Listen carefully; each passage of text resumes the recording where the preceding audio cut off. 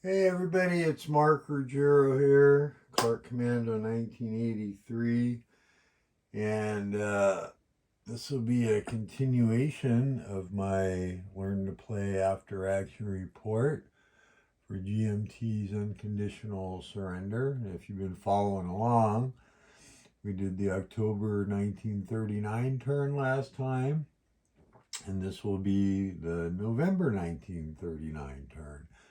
I'm going to be playing this as long and as far as I can get. Do I plan to play it, do a video every single turn? No.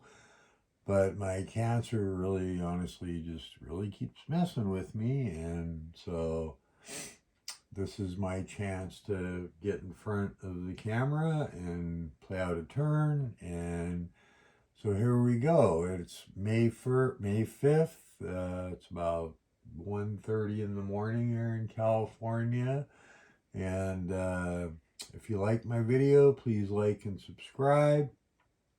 And I really appreciate the support of y'all, your comments, your likes. Everything matters. So anyways, let's get right into it. I'm going to try to keep this video to 30 minutes. Let's see if we can do less, maybe.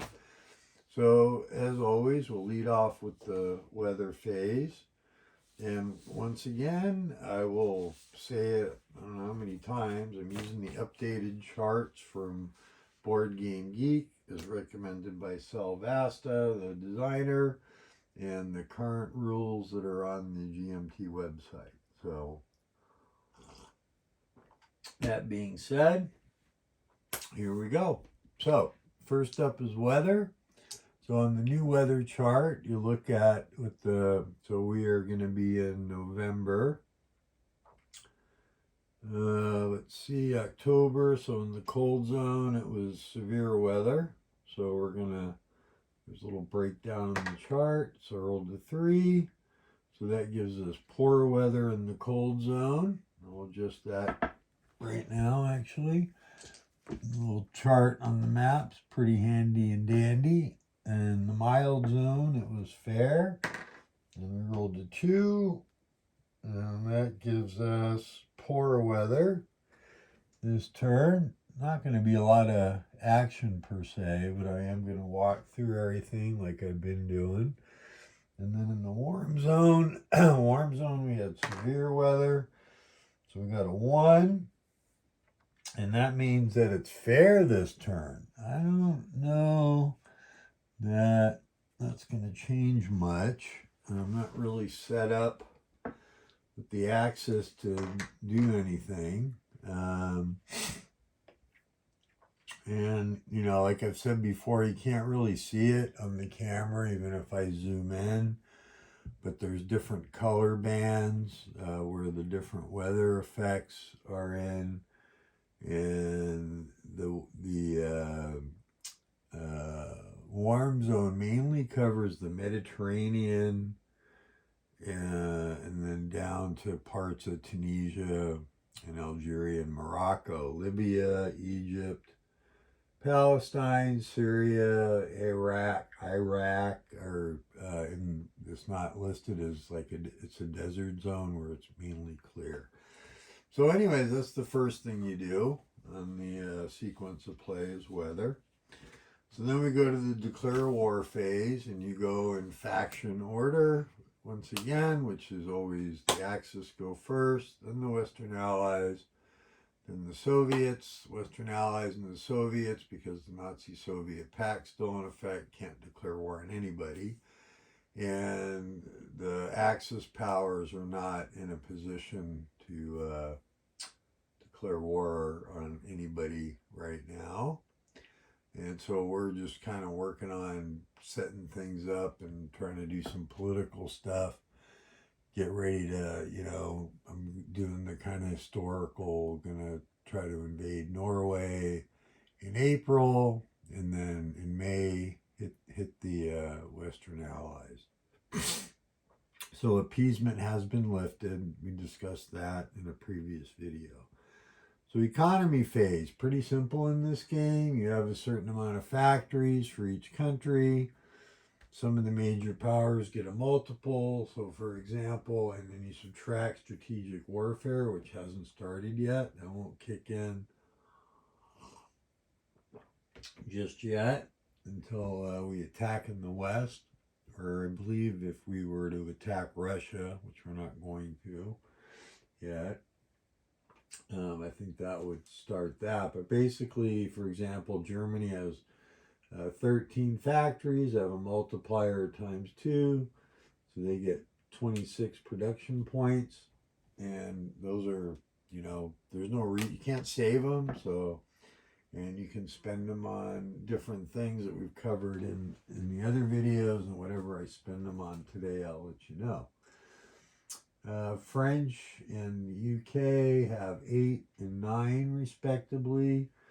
So the French will have 16 production points, and the British will have 18.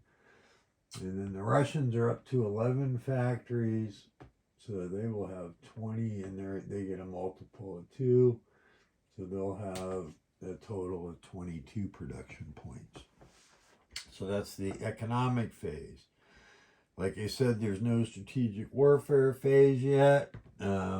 And you'll see when we get to that eventually.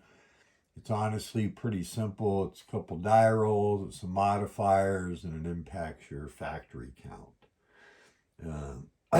So pretty well abstracted, pretty neat. Okay, strategic movement is an event marker. Normally you have to spend production points to oh my goodness, to move armies around. And so that we can avoid that, I think you'll be able to see, it's not too exciting, but there's a German Panzer Army here in Berlin. I'm going to put a strategic warfare marker on it. And then basically you just move it along transportation lines, and that's where you can end, and I'm going to stop there. And the reason I did that, it saves me 2 production points, because normally, and right now the Germans have enough, but it's good to have good practices to just do what you're doing as you go. That way later on you can, production does get a lot tighter, so you just kind of get in the habit of doing what you got to do. So, and then you'll notice here in the east, I've still got 3 armies and 2 air. Actually, I've got 4 armies. So we will be moving another one of these armies up. I got a garrison here I'm going to move up in a minute. So, the French, the Western Allies really can't cross water with strategic movement. And the Russians, they both have a marker available, I believe, yes. But they don't really have a reason or a need to use it right now.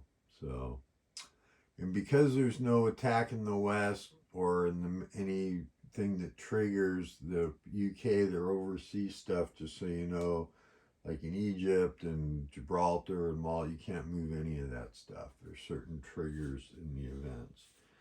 So we're going to go to, that's the end of the strategic movement phase.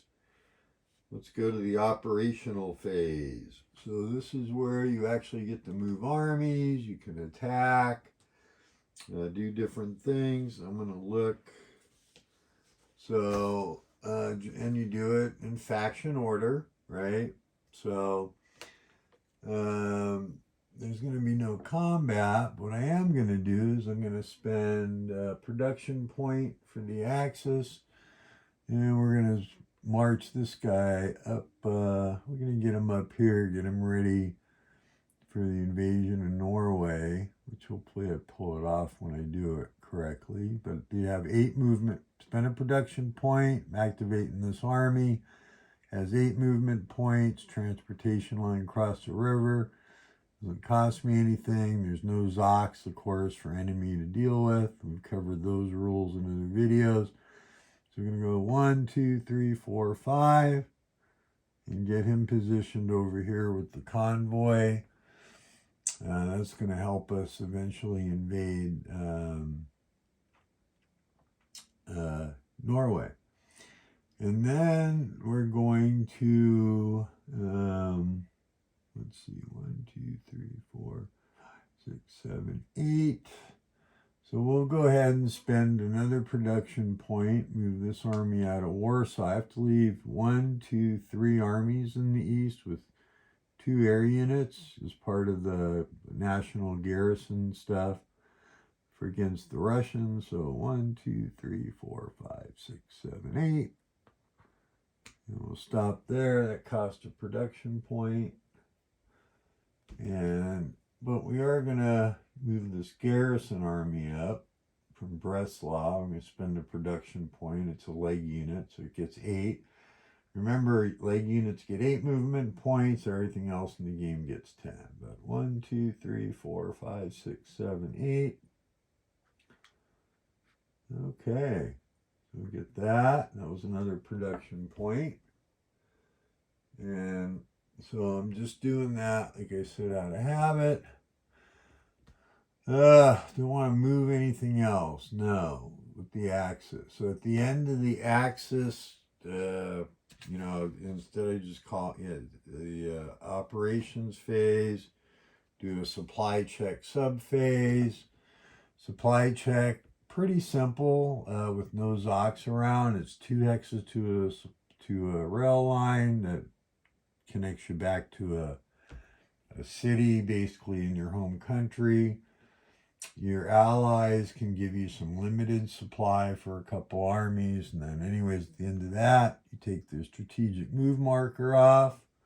The reason you mark that when you do a strategic move, because that armies wouldn't be eligible for do any kind of attacks or get activated. But anyways, the event marker goes back in the event box over here on the player aid card. And then we go to Western Allies. Honestly, they're pretty happy with the position of their armies and stuff right now. So we got nothing to do there. And I don't think the Russians actually have anything to do so far, and there's no real markers for it except for these seated border markers. We've got Lithuania and Estonia, right? Is that right? Yeah, so far. Okay, so everything's following, fairly historical. We haven't gotten off the rails yet anywhere. And this one thing I do like about the game is you can go off the rails from history, but not too far. Unlike some other strategic, which, everybody knows I'm a huge fan of big, complex games. This is not a complex game by any stretch. So that's the end of the operational phase. Everybody's in supply. There's no supply. That's actually you would adjust your, take losses and stuff if you were out of supply, and we're at that point. Replacement. You would spend production points to improve phasing units in a hex or map box. So we do have some here. So if you notice, it's a German army here that was mobilized last turn. So that's going to cost a production point because it's a leg unit to flip it to full strength. So we'll spend that. And this is also where you could spend money to remove sorties and things from your air units at a max of 2 sorties. And there's a production cost for those, but the Axis don't have any. Neither do the Russians, which get cheaper stuff, or the Western Allies, the UK and the French. So that's the replacements phase. Upgrades, there's no armies to upgrade at this point. At some point, there is some stuff to upgrade. And no, okay. And now we get to the diplomacy. Now this is pretty interesting. I've covered this in my other videos, and I'll go over once again the choices. Hopefully I won't forget anything. And once again, you go in faction order. So the first thing that happens is Germany has to be Germany. Would have to spend 5 production points. So we're at 22. Spend 5. We drop to 17, of course. And there again, right now they've got plenty of production. But like I keep saying, it's a good idea to be in the habit. So when you spend the 5, I can add a pro axis marker into the cup. I could, from the diplomacy marker holding box, I can add a chit back in. Okay. And right now there's only a political success marker, so I don't really want to do that. So my other choice is you always can look and see what's in the cup and then decide what you're going to do. So basically I'm going to decide if I'm going to throw in a pro axis marker or do a draw. So I'm dividing off camera here the chits that are in here, and you start with 2 area seized markers, which is a benefit to the Soviets and how they get some of their ceded border areas. You have 6 no event markers, which of course if you draw that is nothing happens. And it looks like we got 1 political failure marker, which is, if you draw that, that's bad, gives the other side a success. But there is 2 political success markers and a 1 pro axis marker.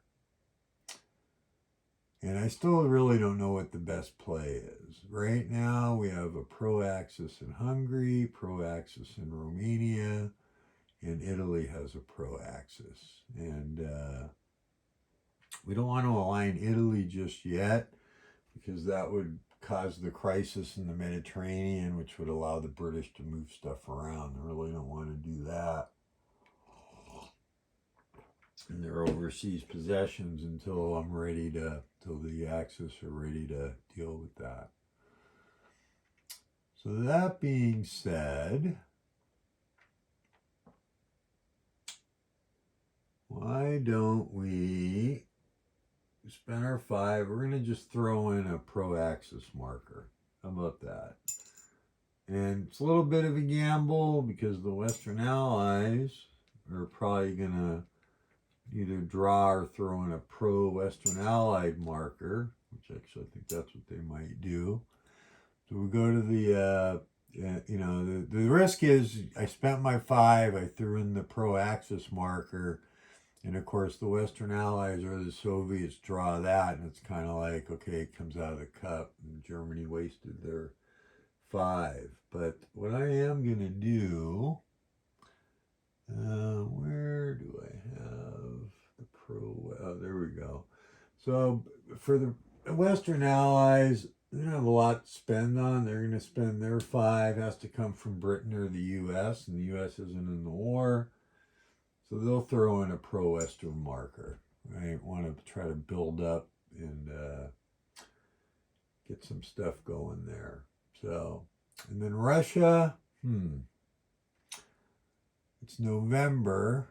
I guess they'll get quite a few turns. Let's spend their 5 and throw in a pro-Soviet marker. So we'll mix that up in the cup, and that's the end of the diplomacy phase.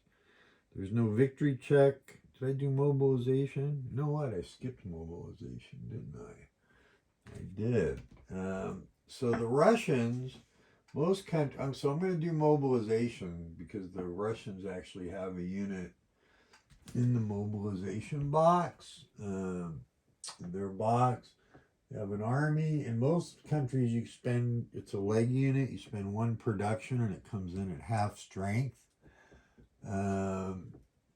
So that being said, for the Soviets, Lithuania, Eastern Poland. Okay. But the Soviets can spend 1 for their leg unit, and instead of coming in at half strength, they come in at full strength. So, and Lithuania being ceded is now part of the Soviet Union, so they can place the army right here. in that factory. And I skipped that. I was in such a rush, I skipped it. Imagine that. All right.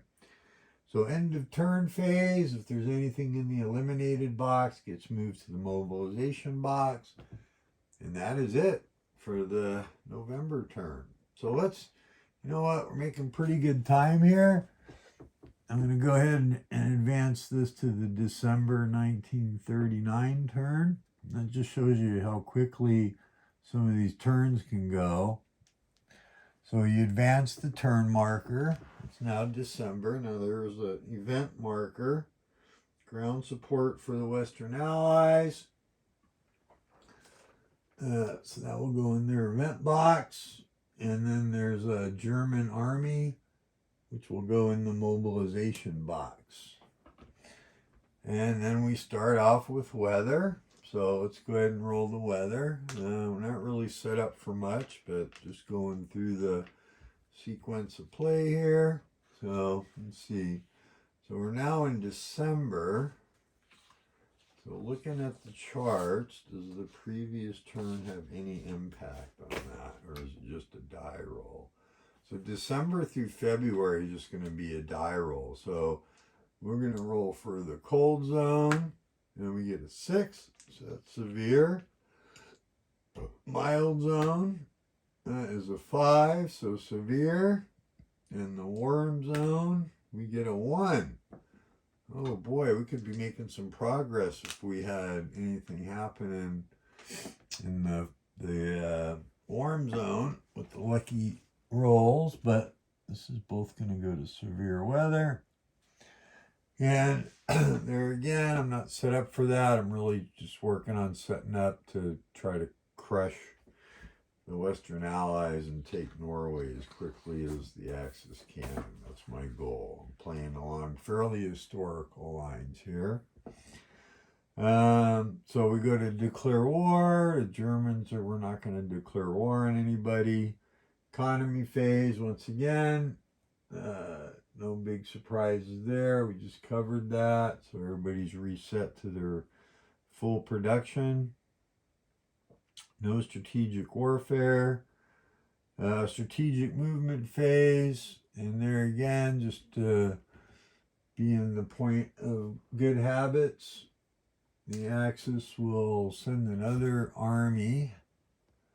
This guy here, mark it. And we follow the rail lines. And we set them up on the border over here with the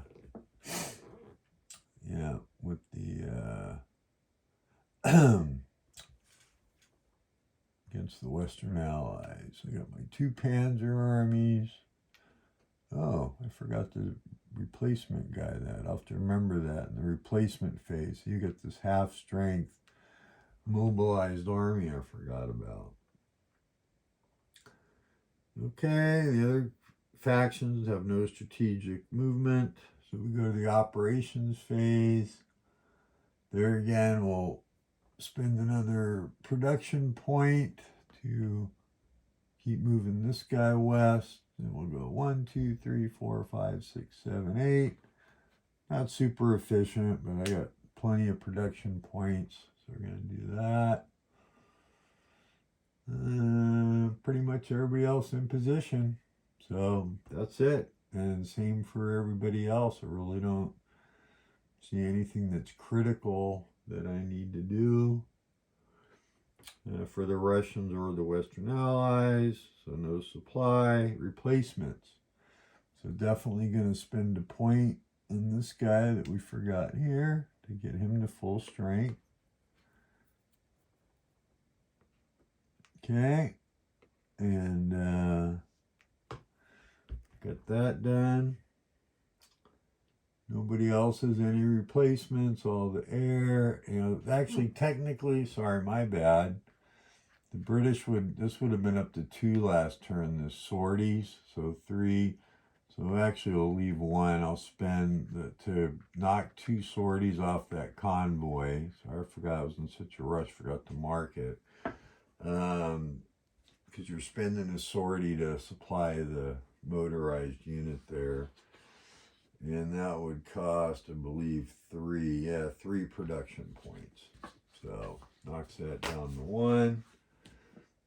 And another 3 to actually the one down here in the Suez, because we got to supply this guy. So I spent 3. You can remove 2 sorties. Okay. That's the most sorties you can remove in a turn. And remember, they can go up to 6 before they can't do anything. Your convoys, your fleets, and your air. All right. So that's replacements, upgrades, mobilization. So the Germans have an army. Another leg army, so they'll spend their point that they have. Comes in at half strength. And we'll bring that guy in right here in Frankfurt. Because we want to get a nice little solid line of armies against the West. And hopefully we'll get some more coming up here next turn. So we'll see. And nobody else has any mobilization. So then we get to the diplomacy. So of course Germany's going to spend their 5. They have plenty left. And this time we're going to do a draw. So drum roll. All right. So let's see what we get. I'm mixing the chits up. I'm going to grab a chit. And I got a no event. And so the no event goes here in the holding box. So basically nothing happened. But that's going to increase the chance for the Western Allies. So we're going to spend 5 for Britain, and they're going to draw. And they get a no event. So that's going to go in the holding box. So the odds just went up pretty good for the Soviets. So they're going to spend their 5. And they draw an area seized. So this is pretty easy to do. Area seized, so it's going to go in the holding box. Okay. And what they get to do is wherever there's a disputed border. So this would be Finland. The board is how the border war is reflected. And of course, grabbing Bessarabia or the, Estonia or Latvia. So we got Lithuania. Let's go ahead and grab Latvia because we want to, that's going to give us another factory. So the first thing you do is you go over here and get the seated border marker for Latvia. And we put that in the seated area holding box. And the Soviets get an army that they get to place in the eliminated.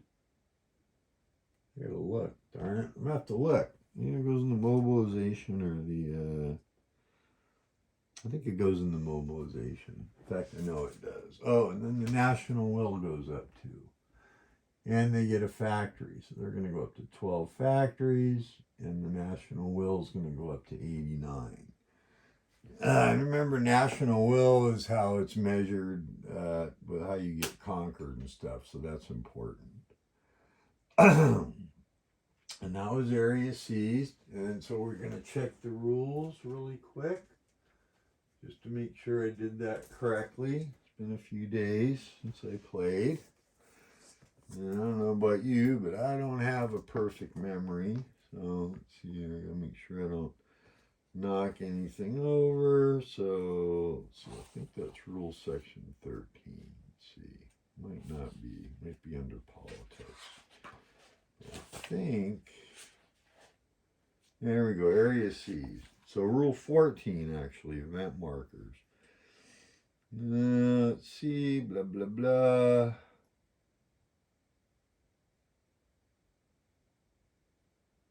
Otherwise, regardless, pulled the marker. Select the country, so we did that.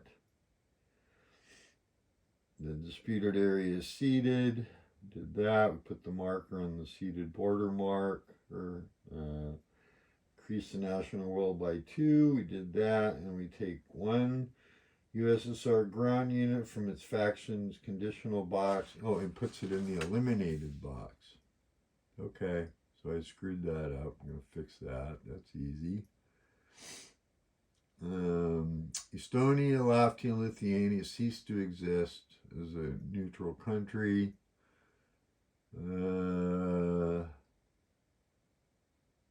If the selected country is neutral and not Estonia, Latvia, or Lithuania, do the following. Okay, so we don't need to worry about that. So yeah, you want to grab, so like for example, if I grabbed Bessarabia, what would have happened, since that's not Latvia, Estonia, or Lithuania, and there's already a pro-Axis faction marker here, that would align Romania, actually, to the Germans. So that's eventually going to happen, but not yet. All right, so let's fix that. We're going to put this unit in the eliminated box. It's kind of like a delay of a turn before you can mobilize, basically. And then we go to the victory check phase, none. And that's it. So that's the December 1939 turn. We got 2 turns done. They're right about at the 30-minute mark. I will try to do another video soon, and it will be the beginning of January 1940. So we're getting a little closer to some major action. But I think you can see how quickly this can play, especially through the turns where there's not a lot of combat going on and stuff. And you can get some really interesting, what's the word I'm looking for? Some interesting outcomes. So it's actually a really good, European strategic level World War II game, I think. So hopefully you're enjoying this. Thank you for joining me, and we'll see y'all soon. Thanks. Bye.